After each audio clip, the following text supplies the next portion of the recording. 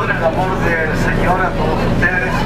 Realmente el viaje ha sido bastante largo y a través de este viaje cada una de sus caras va a ir en el recuerdo por mucho tiempo, porque créanme que para mí esto ha marcado algo muy precioso en mi vida.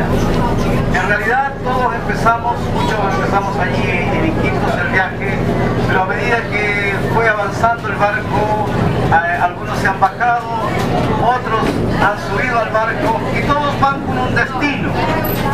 Y referente a esto quiero decirles, amigos, que todos tenemos un destino.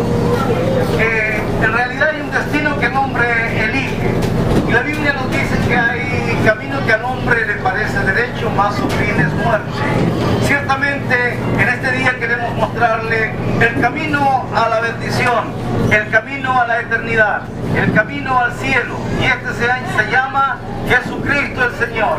Y ese es nuestro camino y es nuestro destino final, encontrarnos un día con Él.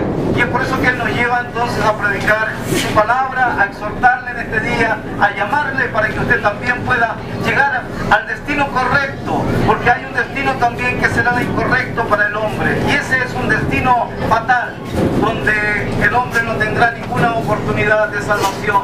Pero hoy día usted sí tiene oportunidad de salvación, hoy día usted tiene la oportunidad de escuchar la palabra de Dios y la bendición de Dios, y créame que ese es el mejor destino que usted